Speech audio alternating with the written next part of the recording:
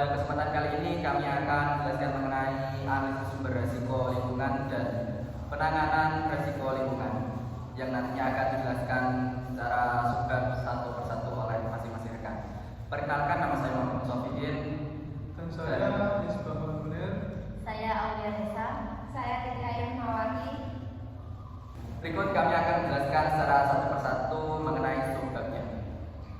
Nah, sebenarnya saya akan menjelaskan sedikit mengenai resiko lingkungan.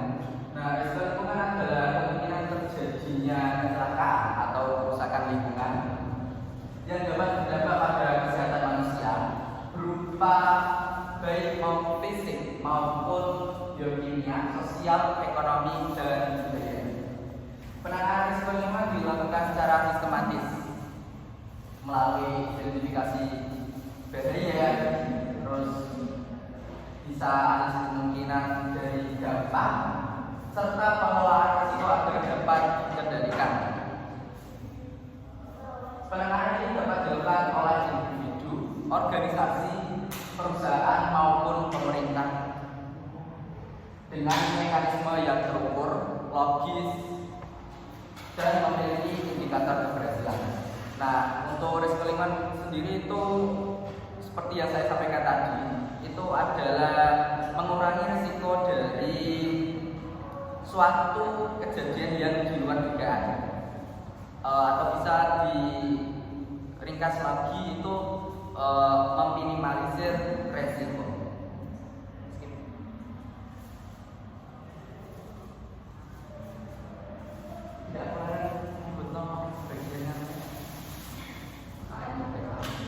Selanjutnya, tujuan penanganan ini ada beberapa indikator. Yang pertama, menyediakan sumber. Kedua, mengelola risiko. Yang ketiga, memastikan unit bisnis. Yang keempat, membantu perusahaan. Yang kelima, memberikan ketenangan pikiran. Yang keenam, menjadikan risiko yang ada sebagai peluang. Yang ketujuh, mendorong perusahaan efisien. Yang kedelapan, meningkatkan produktivitas. Dan yang terakhir, mendukung perusahaan dalam pengambilan keputusan. Dan selanjutnya ada resiko. Resiko memiliki dua istilah penting, yaitu valid dan marginal. Namun demikian prediksi dan marginal merupakan istilah yang saling berkaitan tetapi memiliki makna berbeda. Valid adalah penyebab langsung terjadinya kerugian atau bahaya, sedangkan marginal adalah kondisi yang meningkatkan kemudian terjadinya kerugian. Resiko sendiri merupakan keadaan ketidakpastian akibat adanya kemungkinan terjadinya peristiwa yang menimbulkan kerugian. Contohnya, api merupakan perputaran yang menjadi penyebab kebakaran, sementara perapian merupakan bagian karena meningkatkan kemungkinan terjadinya kebakaran. Dan selanjutnya ada bentuk resiko, bentuk-bentuk umum resiko. Yang satu resiko usaha, dan selanjutnya resiko geografis, dan yang ketiga resiko ekonomi, dan yang keempat resiko politik, dan yang kelima resiko ilegal, dan yang keenam resiko sosial, dan yang ketujuh resiko kepastian. Dan selanjutnya ada sumber resiko utama. Setiap resiko memiliki sumber resiko yang dapat berasal dari berbagai aspek seperti lingkungan, fisik, sosial, politik, ekonomi, hukum, operasional, dan teknologi. Meliputi perilaku personel, aktivitas manajemen dan pengadilan, kondisi ekonomi, kejadian yang biasa atau tidak biasa, kondisi politik, isu-isu teknologi atau teknis, hubungan hukum dan komersial, tanggung jawab terhadap produksi publik dan aktivitas itu sendiri. Pada setiap bidang usaha, sumber resiko dapat berasal dari faktor eksternal maupun internal. Faktor eksternal